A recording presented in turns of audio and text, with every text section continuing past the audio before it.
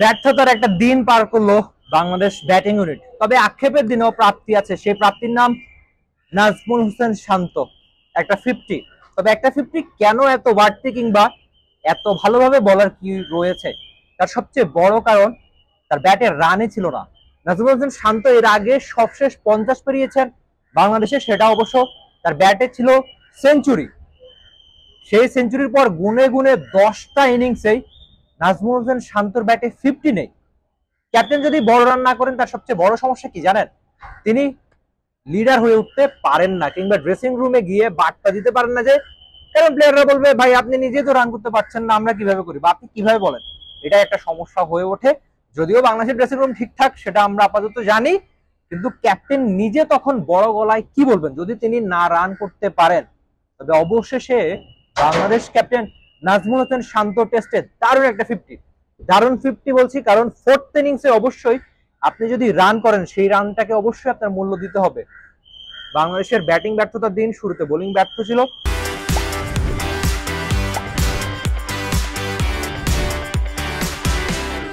পরে বড় রানই করতে পারছিল না বাংলাদেশের ব্যাটাররা, জাকির, সাদমান কিংবা মুশফিকও ব্যর্থ।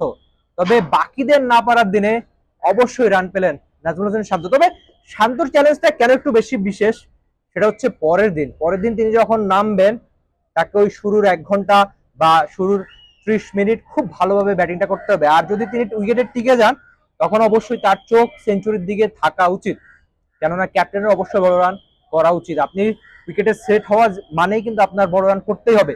এটাই আদতে সবচেয়ে বড় সমস্যা হচ্ছিল বাংলাদেশি ব্যাটারদের। তারা উইকেটে সেট হচ্ছিল বটে, কিন্তু ওই অর্থে বড় রান করা যাকে বলে, সেই কাজটাই বাংলাদেশ ব্যাটিং ইউনিট করতে পারছিল না। আমরা যদি দেখি তাহলে এই চেন্নাইয়ের দর্শকরা যারা গ্যালারিতে বসে খেলাটা দেখে, তারা কিন্তু চায় বাংলাদেশের ব্যাটাররা রান করুক।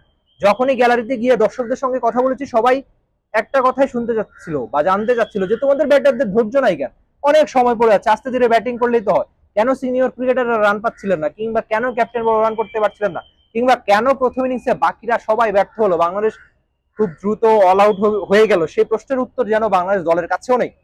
তবে শান্তর ব্যাটিংটা নিয়ে এত বাড়াবাড়ি করে বলছি কারণ শান্ত রান পাওয়াটা দরকার। শান্তকে বাংলাদেশের নির্বাচকরা অনেক দিন সময় দিয়েছিল, এবং সেই সময় পাওয়ার পর তিনি ফিরেছেন। একটা সময় তাকে নিয়ে অনেক বেশি ট্রল হতো, সেই ট্রলকে তিনি কামব্যাকের শক্তিতে পরিণত করে বড় রানে করেছেন।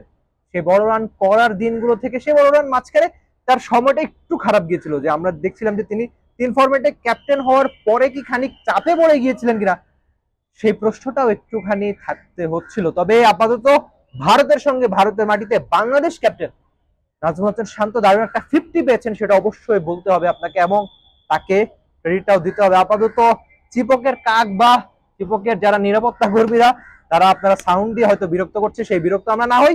আমরা টি স্পোর্টসের সঙ্গেই থাকবো বাংলাদেশের সঙ্গে। বাংলাদেশ ক্রিকেট দল যেখানে যাবে, কিংবা বাংলাদেশ ক্রিকেট দলের যে কোনো গল্প জানতে অবশ্যই আপনি চোখ রাখতে হবে দেশের একমাত্র sports channel T স্পোর্টসেই।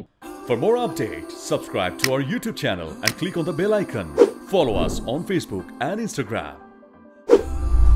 Download T Sports app to enjoy exciting games and highlights. Visit tsports.com.